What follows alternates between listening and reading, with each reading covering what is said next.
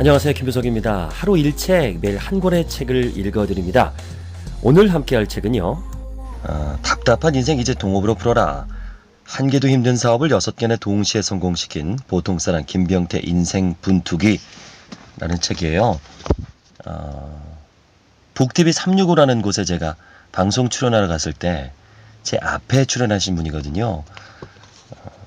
강의를 듣다 보니까, 인터뷰를 듣다 보니까 너무 말씀도 잘하시고 인생 역정이 기가 막힌 거예요. 막 감동이 막 물밀듯이 밀려와서 제가 사인도 받고 제 책 드리고 이 책 얻었습니다. 보통 책을 돈 주고 사는데 이렇게 얻은 책은 열심히 안 읽게 되잖아요. 근데 하루 만에 다 읽었어요.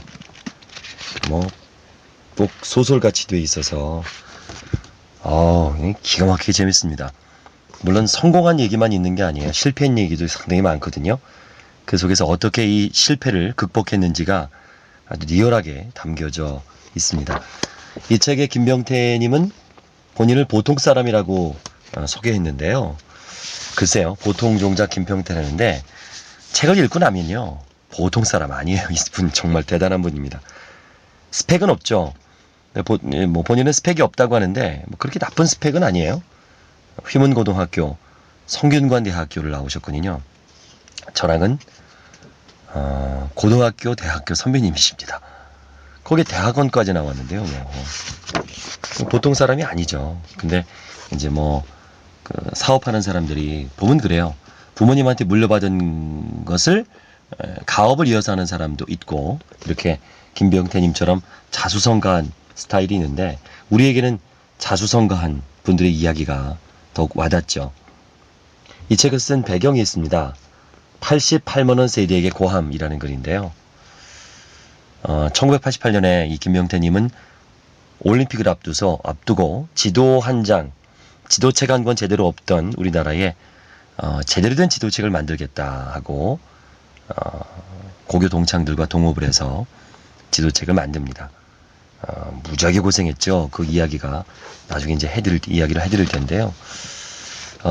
요즘 취업이 안 돼서 고민하고 힘들어하는 그런 취업준비생들에게 이정표가 되지 않을까. 이분도 취업을 한 게 아니라 사업을 했거든요. 그 다음에 이제 취업을 했어요. 근데 거기서도 결국에는 사장이 되죠. 그 회사에서 사장의 마인드로 일을 하니까. 그래서 본인이 돈이 없으면 동업을 해서라도 이 난관을 헤쳐나가라는 뜻에서 세상의 모든 것과 동업하라라고 했거든요. 김병태님은 모든 사업을 동업을 합니다. 거기서 답을 찾았고요. 이런 김병태님이 말하는 잔소리, 성공을 위한 잔소리, 사업가가 되기 위한 잔소리. 첫 번째, 매력적인 사람이 되자. 뛰어나지는 않아도 되지만 매력은 있어야 됩니다. 그럼 매력적인 사람이 되려면 뭐가 되어야 될까요? 호기심이 있어야 됩니다. 호기심이 많으면 당연히 타인과 사람들과 잘 어울리겠죠. 사람들과 잘 어울리는 사람에게 당연히 동업 기회가 많을 겁니다. 두 번째는요, 명분 있는 사업을 해야 됩니다. 쉽게 말해서 망하더라도 이 사업을 위해서 뭔가 시도했다는 자부심은 남아야 되죠. 그 명분이 사업 추진력이 됩니다. 남이 한다고 명분 없는 사업을 따라 하다가는 돈도 못 벌고 쪽팔리는 최악이 될 수도 있다라고 얘기를 해요. 김병태님도 명분 없는 사업을 한번 해봤답니다. 야구공 만드는 사업이었대요. 서밋 슈퍼스타즈의 프로 선수였던 친구가 이제 은퇴를 하고 같이 한번 야구공을 만들어서 납품해보자라고 해서 투자했다가 돈만 날리는 일이 있었는데, 그때 크게 깨달았답니다. 사업에 실패하더라도 이 땅에 뭔가 내가 사회를 위해서 뭔가를 했다라는 명분은 있어야 될 거 아니냐. 그 다음부터 명분이 없는 사업은 절대로 하지 않는다고 합니다. 세 번째는요, 무조건 동업할 생각을 해라. 무조건. 그것도 가능한 한 이성과 하라. 동성이 아니라. 그러니까 남자들의 경우에는 이제 여자랑 하라는 거고요. 여자들의 경우는 남자랑 하라. 특히 이제 남자이다 보니까 김병태님은 여자가 더 좋았답니다. 의리가 더 있고요. 헝그리 정신도 강하고요. 성질은 못났어도 특별한 능력을 가진 이성에 관심을 갖고 지켜보라고 합니다. 마지막으로는 돈 없다는 핑계는 대지 마라. 주변에 돈 가진 사람은 널려 있다. 정말 사업성이 있다면 돈 있는 사람이 먼저 달려들거든요. 지금 당신에게 좋은 사업 아이템이 있다면 본인에게 연락 바란답니다. 김병태님에게. 그래서 김병태님은 스펙이 좋아서 취업을 한 게 아니라 스펙이 나쁘기 때문에 사업을 했다. 그러니까 이 땅에 스펙이 나쁜 분들에게 희망이 돼주고 싶어 합니다. 쭉 이제 어렸을 때 이야기를 해요. 이 중에서 이제 책은 직접 사보시면 참 좋습니다. 그래서 제가 밑줄 친 부분들, 다음에 또 꼭 보고 싶은 부분들, 또 도움이 될 만한 것들을 제가 먼저 알려드릴 테니까요. 이 책은 구입하셔 보시면 결코 책값이 아깝지 않으실 겁니다. 사업을 하면서 여러 사람들과 파트너를 해봤대요. 근데 공부를 잘하고 집안이 번듯한 사람일수록 사업 파트너로는 적절하지 않았습니다. 잘난 게 많은 사람들은요, 사업하는 데 집중하지 않습니다. 분명 돈을 벌기 위해서 사업을 벌여놓고도 심심풀이로 혹은 사배나 이웃을 위해서 사업을 하는 것처럼 보일 애를 썼어요. 그들은 사업보다는 체면을 먼저 챙겼습니다. 사업은 돈을 벌기 위해서 하는 겁니다. 이 체면은 번 돈을 어떻게 쓰느냐에 달려있는 거죠. 맞아요. 체면으로 사업을 하면 안 되죠. 돈 벌려고 사업하는 거죠. 그 다음에 체면은 어떻게 쓰느냐에 달려있는 겁니다. 1등 만난 사람들은 돈 버는 일이 체면을 구기는 일이라 생각하는 모양이에요. 내세울 집안도 없고 1등도 못했던 게 차라리 다행이란 생각이 들었습니다. 호기심이 없다면 사업을 하지 마라. 아까 얘기했던 부분이죠. 이 사람들 중에 보면요, 자기 옆에서 무슨 일이 일어나는지 전혀 관심이 없는 사람들이 참 많아요. 그런 이들은 되게 자기가 하는 일에 집중력이 뛰어납니다. 그런 사람은 오로지 한 길만 들이파서 그 분야의 전문가가 되기에 적당합니다. 그렇지만 이 사업가들은요, 여기저기 참견하느라고 자기 일을 해내는데 시간이 오래 걸립니다. 두루두루 아는 사람도 많고 인기도 좋죠. 사람 좋다는 소리도 들어요. 세상엔 이런 부류 저런 부류 사람들이 많습니다. 이렇게 두루두루 관심 많고 호기심 많은 사람들을 어떻게 보면 이제 보통 사람이라고 부르죠. 그래서 김병태는 보통 사람이다 이렇게 얘기합니다. 보통 사람이기 때문에 사업가가 됐다. 그러니까 사업가는 보통 사람이 되는 건가 봅니다. 자, 사업이란 무언가를 파는 거예요. 판매하는 겁니다. 최첨단의 스마트폰이든 밭에서 딴 호박이든 파는 게 사업이에요. 그런데 상품을 사는 사람들은 특별한 사람이 아닌 보통 사람들입니다. 그러니까 보통 사람을 가장 잘 아는 보통 사람만이 보통 사람들한테 잘 팔 수 있습니다. 전문가는 상식을 뒤집는 사람이에요. 전문가는 좋은 머리로 새로운 것을 만들어내지만 그걸 누구한테 어떻게 팔아야 하는지는 모릅니다. 그래서 보통 사람이 필요한가 봐요. 저는 그래서 사업을 하면 안 되나 봅니다. 저는 보통 사람이긴 한데 전문가가 되고 싶거든요. 사업가가 되고 싶기보다는. 쭉 이제 넘어갈게요. 이제 어떤 스토리가 있냐면 이제 그 지도를 만드는데 아무것도 없이 시작한 거예요. 아무것도 모르고 시작한 거예요. 전세금 2천만 원 빼가지고. 근데 돈이 계속 들어가는 겁니다. 뭐 책이 나올 기미를 보이지 않는 거죠. 그러니까 너무 준비가 없이 무턱대고 달려든 거예요. 그러다 보니까 나중에 돈이 다 떨어져서 끌어다 모을 것이 다 끌어다 모았는데 단돈 2,000원이 없어서 딸내미들 병원도 못 데려갔답니다. 강가에 앉아서 한없이 울었고요. 또 한강딸에 올라가서 죽을 생각까지도 했답니다. 그런데 그런 생각이 들었대요. 군대에 있을 때도 죽고 싶었던 적이 있었거든요. 최전반 철책선 소대장으로 부임했을 때인데요. 소대장은 새벽에 해가 뜨자마자 철책선을 순찰을 하잖아요. 이렇게 지붕으로 툭툭 치면서 만약에 철책선이 뚫리면 해당 소대장은 군법회에 회부돼 갖고 무기진영을 살게 되는데요. 그날도 이렇게 철책선을 도는데 아니 자세히 보니까 풀스프레 치고 보니까 아래쪽에 사람 하나가 빠져나올 구멍이 뻥 뚫려 있는 거예요. 아이고 밤새 엄청난 일이 벌어졌구나 하는 생각에 가슴이 철렁 내려앉았습니다. 구멍이 이리 크게 날 정도면 밤새 누군가 넘어왔다는 게 분명한데요. 후들거리는 다리로 간신히 소대장실로 돌아왔습니다. 어찌 수습해야 할지 난감해서요. 난 이제 깜빡해서 평생 썩는구나. 아이, 여러분 죽어버리기 낫겠다. 그러고 소총의 실탄을 장전하고요. 턱 밑으로 갖다 댔답니다. 총구가 얼음장같이 차가웠어요. 어머니 얼굴이 떠올랐고요. 치고받고 싸움에 자는 형제들의 얼굴도 차례로 떠올랐답니다. 애인의 다정한 얼굴도 떠올랐고요. 손이 부르르 떨리면서 소총이 바닥에 툭 떨어졌답니다. 죽을 용기가 없으니 잡혀가는 수밖에 없겠다. 그러고 이제 전화를 걸어서 대대장에게 보고를 했습니다. 대대장이 이럽니다. 그거 말이야. 아이, 자네가 오기 전에 발생했던 거야. 부임한 지 얼마 되지 않았는데 엄청 놀랐겠군. 내가 미리 얘기를 해줬어야 했는데 아이고 깜빡이졌네. 미안하게 됐네. 만약에 그때 내가 방아쇠를 당겼다면 어떻게 됐을까요? 그 생각이 들더래요. 그래서 아니면 되게 만들어라. 그래서 엄청난 고민을 하고 노력을 해서 결국에는 지도를 성공시킵니다. 성공시켜요. 기가 막힌 이야기가 있습니다. 이건 뭐 소설, 영화 같은 이야기예요. 근데 실제로 있었던 거거든요. 그때 어떻게 이 김병태님이 돌파구를 마련했는지 직접 책을 보시면 알 수 있어요. 그렇게 해서 돈을 어마어마하게 벌었답니다. 성공을 해서 완전히 거지가 돼서 죽을 똥살똥까지 됐었는데 책을 출판했는데 하루에 3권 팔린다는 거예요. 3권. 빚이 어마어마한데 더 이상 안 되잖아요. 그런데 그거를 악착같이 또 회복을 시켜서 돈을 어마어마하게 법니다. 대박이 납니다. 주체할 수 있을 정도로 대박이 나요. 근데 그거를 과감하게 접어버리고 사업을 접습니다. 대단하죠? 출판사는 컨텐츠를 파는 사업이에요. 지도책이라고 하는 새로운 컨텐츠를 개발해서 남들보다 한 발 앞서서 팔았을 뿐이다. 이렇게 자신을 겸손하게 생각해요. 자기가 2년에 걸쳐서 만든 거를 다른 출판사는 2달 만에 만들어내더래요.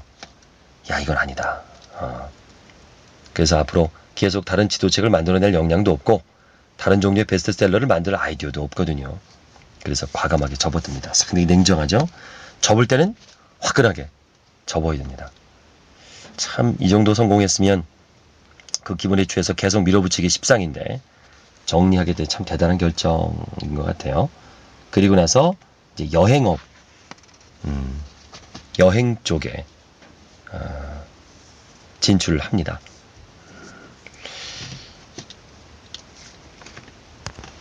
그것도 직원 5명밖에 없는 이제 코딱지만한 그런 여행사에 취업을 하는데 그것도 면접 볼 때 한번 떨어졌대요.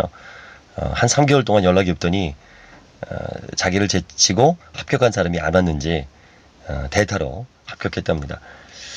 그래서 보통 보면 이제 대기업에 갈 생각들을 많이 하잖아요, 사람들이. 중소기업은 안 가려고 하잖아요. 그 다음에 그때 또 여행사란 건 또 사람들이 많이 우습게 여겼던 그런 회사인데요. 회사가 크면 장래성이 있을까요? 그렇게 생각하지 않습니다. 중요한 건요, 회사의 장래성이 아니라 나의 장래성이죠. 큰 회사에 들어가서 서류 복사하면서 심부름하면서 아주 단순 작업만 하면서 3년을 보내는 것과 작은 회사에 들어가서 첫날부터 본격적인 업무를 하는 것과 어느 것이 나의 장래성을 더 높여줄까요? 전 직원이 5명인 회사라면 나는 회사 일의 5분의 1을 해내야 됩니다. 전 직원이 5만 명인 회사에서는요, 5만 분의 1을 해낼 거 아니에요? 5만 분의 1을 평생 해봐야 회사에 대해서 5만 분의 1만큼만 알 뿐입니다. 맞는 얘기죠. 자, 세상을 살아가는 힘은 호기심과 용기다. 나는 항공작전참모가 되기 위해서, 이게 무슨 얘기냐면, 미군 부대 근처로 파견 나갈 그 장교를 뽑는 거였대요.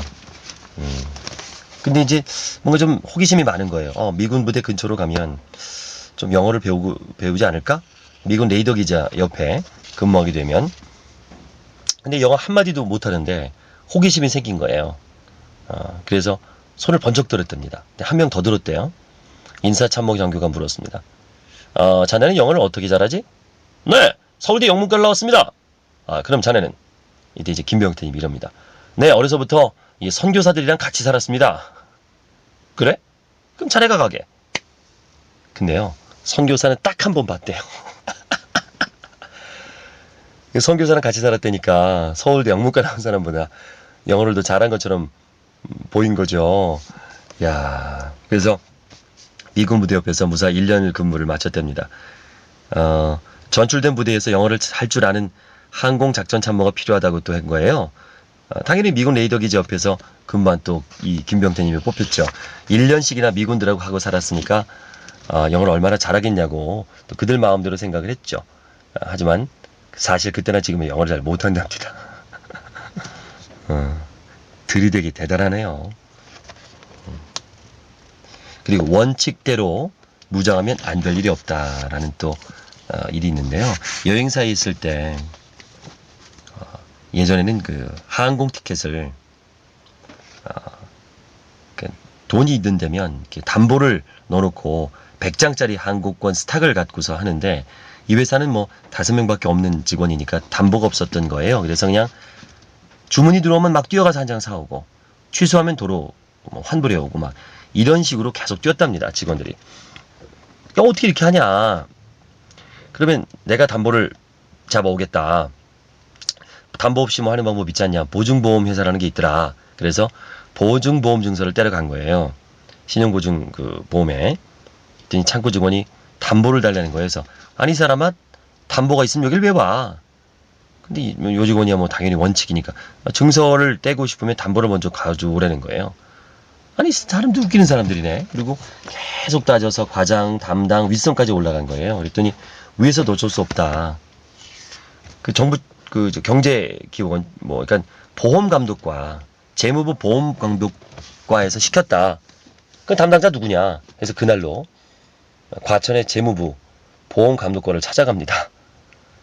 사무관을 만나는 거예요. 그래서 나는 항공권 스탁을 얻는데 보증이 필요해서 보험회사에 갔다가 거절을 당했다는 말을 해요. 그리고 보증보험회사가 무엇하는 권이냐고 막 따져 물었는데 사무관이 먼저 사과를 하는 거예요. 미안합니다. 김 과장님 말씀이 다 옳습니다. 화내실만 합니다. 그러더니 설립 초기에는요. 서면을 위해서 담보 없이 보증보험 증서를 끊어줬습니다. 그랬더니 하도 부도가 많이 나서 하는 수 없이 담보를 제공받기도 했습니다. 그럼 있으나마나한 회사 아니에요? 담보 잡히기 없으면 아무것도 하지 말라는 겁니까? 부도 내는 곳이 많다고 해서 우리 같은 선의의 피해자를 방치하실 겁니까? 그래서 그 사무관은 그래요. 인보험이라는 게 있다고. 자기가 대신 보증을 쓴다는 겁니다. 인보증. 생전 처음 보는 사람을 이 사무관이 인보증을 서주는 거예요. 아니, 저를 어떻게 보증을 서주셨다는 말씀인가요? 아니, 우리 여행사가 망하더라면 어떻게 하려고 그러세요? 하하하, 이 과장님이 이렇게 똑똑한데 그 여행사가 망할 리가 있겠습니까? 하면서 인보증을 서주는 거예요. 그분과는 지금도 연락을 한답니다. 꾸준히 연락을 하셨대요. 이게 원칙이죠. 원칙이란 지키라고 있는 것이잖아요. 원칙을 지키지 않은 게 잘못이니까 사장이든 사무관이든 그들의 지위에 굴하지 않고 당당히 맞설 수 있었던 겁니다. 만일 사장의 권위에 주눅이 들어서 물러섰다면 절대로 일어날 수 없는 일이었을 겁니다. 대단하네요. 정말. 와, 원칙이 이게 되죠.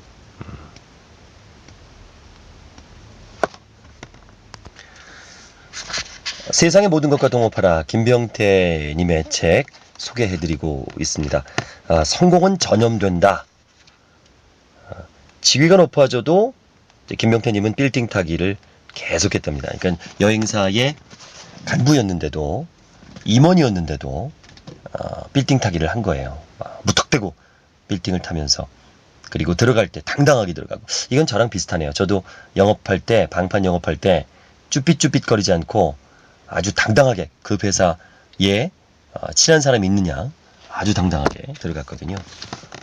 이분도 그랬답니다. 신축 빌딩이 늘어나면 또 그만큼 열심히 또 달려가는 거죠.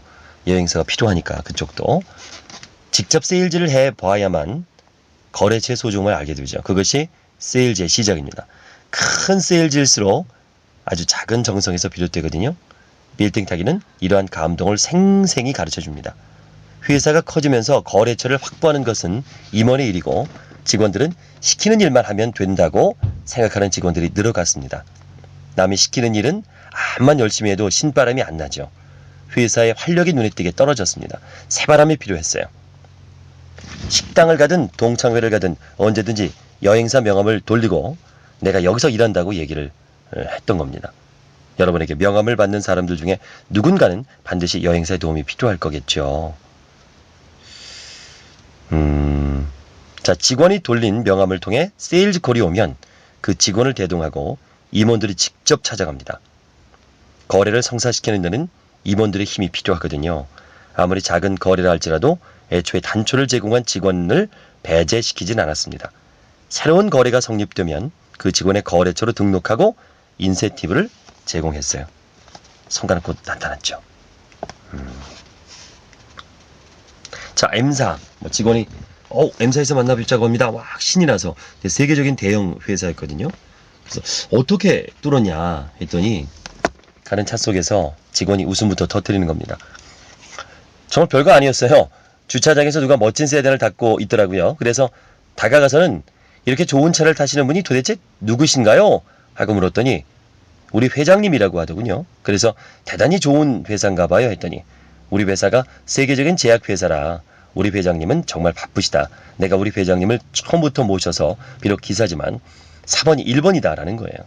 그래서 그럼 해외도 자주 다니시겠네요. 훌륭한 분을 모시고 계시니까 참 좋으시겠습니다. 라고 했는데 그분이 기분이 좋았는지 대뜸 우리 회사가 외국 출장이 많다며 여행 담당 총무직원을 소개시켜 주겠다라고 하는 거예요.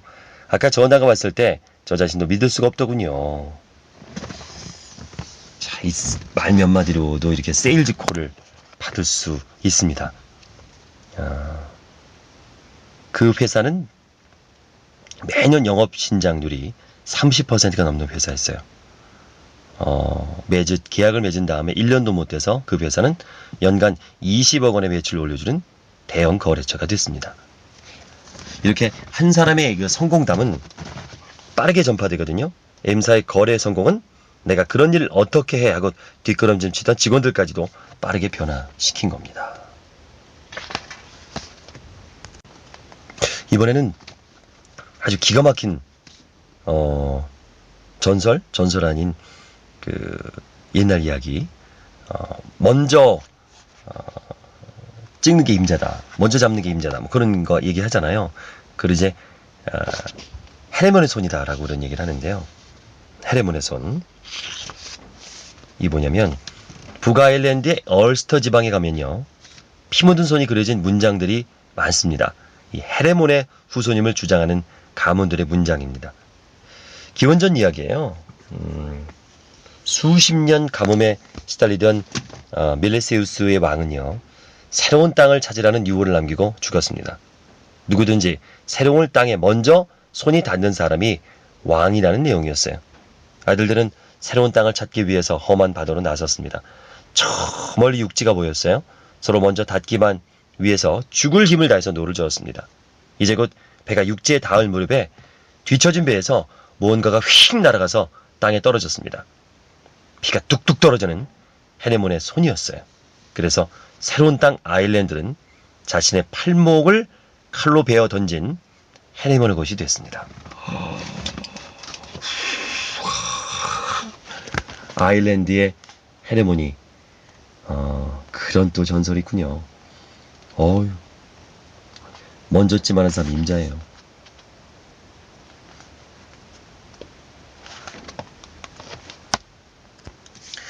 이 김명태님은 직장이지만 자기가 오너라고 생각해서 보증을 섰대요.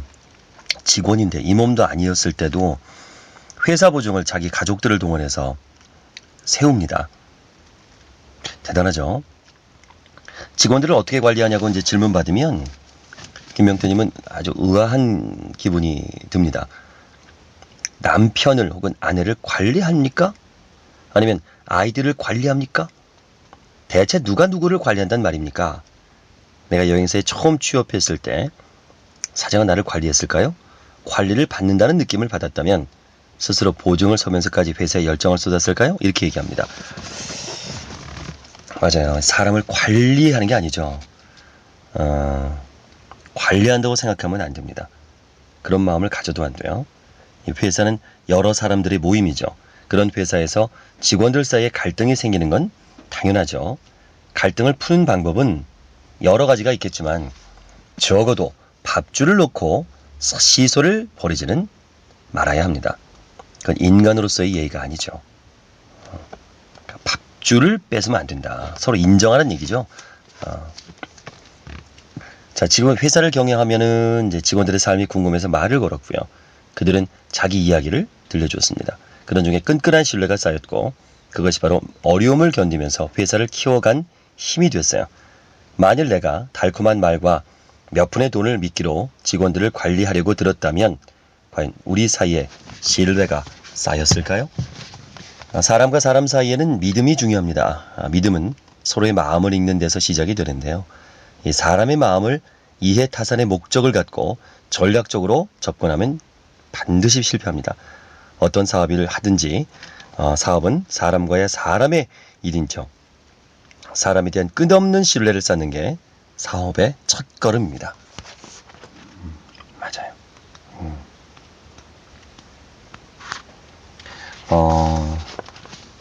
여행업에서 성공을 하죠. 참, 이분은요. 그리고 또 다른 사업으로 또 넓힙니다. 어느 기자가 김병태님한테 뇌구조를 그려보라 그랬어요. 둥근 뇌 속에 사업, 우정, 여자, 그리고 돈을 같은 크기로 그려넣었습니다. 보통 보면은 이제 돈이 크거나 뭐 사업이 크거나 그러잖아요. 아니 회장님한테는 사업이 가장 중요한 요소가 아니었나요? 나한테는 이 모든 게 똑같이 중요합니다. 어느 것도 포기할 수 없는 것들이지요. 그런데 이들을 유지시키기 위해서는 반드시 돈이 필요합니다. 돈은 내게 자동차나 마찬가지예요. 아무리 친구를 만나고 싶어도 자동차가 없으면 갈 수 없잖아요. 돈이란 내게 이런 의미입니다. 그래요. 돈이 없으면 갈 수가 없죠. 자동차가 없으면 갈 수가 없는 것처럼 돈이 없으면 할 수 없는 것들이 많아요. 자동차와 같이 수단일 뿐이지 삶의 목표는 아니다. 그러니까 출판사를 차리면서 사업을 하겠다고 나선 데에는 아버지의 영향이 컸어요.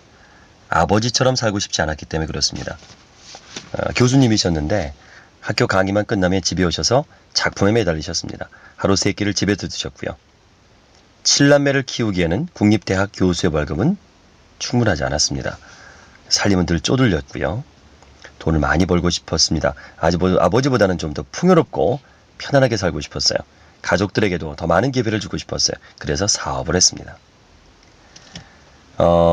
그런데 코스닥 상장 회사의 대표가 됐을 때 이제 돈은 그만 벌어도 되겠다라는 생각을 했어요. 내가 엄청나게 많은 돈을 갖게 돼서가 아니라 재산가들이 볼 때 나 이런 생각은 어설픈 것이지 모른다. 이렇게 얘기를 합니다. 중요한 것은요. 내가 원하는 정도의 재산은 지금으로도 충분합니다. 내가 다른 일을 하든지 혹은 아예 일을 하지 않더라도 가족의 삶이 유지될 정도가 되니까 더 이상 돈벌이에 급급하고 싶지는 않았어요. 이 이상의 재산은 자동차의 의미를 넘어서는 겁니다. 뇌 속에 우정이나 사업보다 돈이 더 크게 그려놓고 싶지는 않았다는 겁니다. 멋지시네요. 이 돈은 소금 같다는 얘기가 있거든요. 소금물 같다. 마시면 마실수록 계속 목이 타는 거죠. 그거를 극복하셨다는 게 대단하십니다.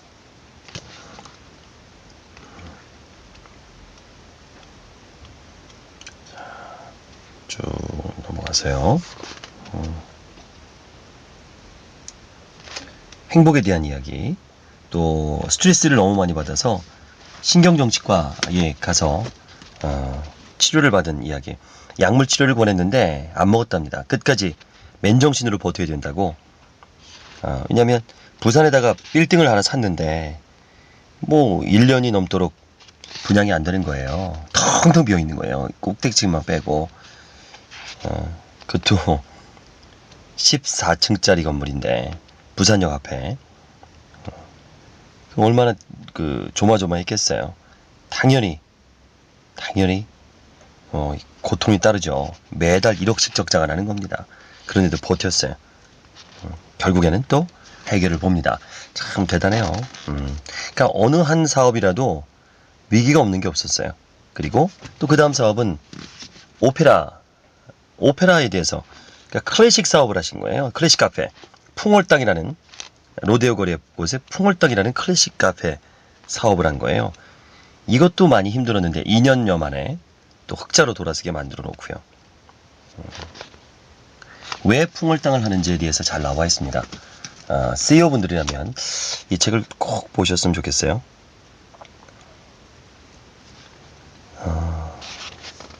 안 될 때를 생각하라. 안 될 때를 생각하라. 저는 이 책에서 많이 배운 것 중에 하나가 긍정적인 마인드보다는 사업가라면 안 될 때를 생각해라. 저는 그래서 사업하면 안 된다는 결론을 내렸습니다. 어떡하죠? 법인 2개나 대표인데 물론 하나는 벌써 망했고 그래서 저도 동업할 사람을 좀 찾고 있어요. 정말 사업을 할 사업가를. 저는 좀 연구와 마케팅, 세일즈를 하고, 이 세일즈 마케팅을 하려다 보면 긍정적인 생각을 할 수밖에 없거든요. 근데 사업가는 안 됐을 때를 생각해야 돼요. 자, 사업의 최종 목표는 살아남는 거잖아요. 얼마나 많은 회사들이 생겼다가 없어집니까? 이 참 거리에 우후죽순처럼 생기는 많은 음식점들 90%는 1년 안에 장사를 접어요. 얼마나 많이 까먹었겠어요. 살아남는 거예요. 조금 부정적인 생각도 좀 하고 극단적인 생각도 좀 하고 이런 것도 예상을 해야 되지 않을까. 저는 그걸 잘 못해갖고 노력을 좀 할 생각입니다. 그래야 책임을 지죠. 자, 또 호텔 사업에 또 뛰어듭니다. 김병태님은요. 러브호텔 대신에 우리 비즈니스 호텔, 정말 저렴한 금액에 러브호텔 가격에 아주 위생적으로 호텔을 이용할 수 있는 비즈니스 호텔. 그러니까 6만원, 5, 6만원에 잠을 잘 수 있는 비즈니스 호텔. 애플트리를 이제 사업에 참여하게 되죠. 그때 이제 동업한 친구하고 열심히 지금 하는데 관광진흥자금을 대출 받아야만 이 사업을 할 수 있었던 거예요. 근데 관광진흥자금을 받을 수 있는다고 했는데 안 해주는 거예요. 관광진흥자금을 배정해주는 문광부에서 여신 관리를 할 수 없으니까 리스크 관리를 은행으로 넘긴 겁니다. 그런데 은행들은 지난 몇 년간 숙박업소 업황이 좋다고 대출을 늘려오다가 한계에 달해서 매 대출을 중단한 상태입니다. 어떻게 이 난관을 뚫을 수 있을까 머릿속이 바쁘게 돌아갑니다. 막다른 길이라도 느껴질 때 처음부터 다시 생각해보는 거예요. 나의 장점과 약점, 애초의 계획과 그동안에 변한 것들, 안 된다고 주장하는 상대방의 이유, 된다고 밀어붙이는 나의 이유 등등 이런 것들이 머릿속에서 이 좌변과 우변을 나란히 정리됩니다. 그러면 답은 언제나 나오죠. 자, 친구의 가장 큰 문제는 총 사업비의 3분의 2가 넘는 금액을 대출받아야 하는 것이었어요. 친구가 벌이는 사업에 대한 대단한 확신이 있지 않고서는 쉽게 대출해 줄 수 없는 금액입니다. 그렇다면 과연 누가 친구의 호텔 사업이 성공하리라는 걸 믿을 수 있을까요? 현재 사정에 가장 밝은 은행은 사업장 근처 지점이라는 생각이 들었습니다. 그래서 친구를 데리고 그 은행 부행장을 찾아갑니다. 꽤 소문난 원칙주의자인데요. 친구의 경력을 설명하고 그 친구가 벌이고 있는 호텔 사업과 내가 직접 확인한 것들, 본 것들에 대해서 얘기를 합니다. 그리고는 한 가지만 부탁을 드려요. 원칙주의자니까. 이 사업을 다른 지점에 말씀하지 마시고 반드시 군장 산업단지 내에 있는 지점에서 검토하게 해주십시오. 현재 사정에 가장 밝은 곳에서 안 된다고 하면 저도 깨끗이 미련을 접겠습니다. 사업성이 없다면 하루라도 빨리 털어버려야죠. 자, 이게 정상적인 대출이 되는지를 좀 검토해달라는 거죠. 징징대는 게 아니라. 그로부터 일주일 지나지 않아서 대출은 나왔어요. 이 원칙주의자의 힘이네요. 지금도 열심히 애플트리 사업을 하고 있습니다. 그러니까 앞에서 얘기했듯이 만약에 실패한다 하더라도 명분이 있다는 거죠.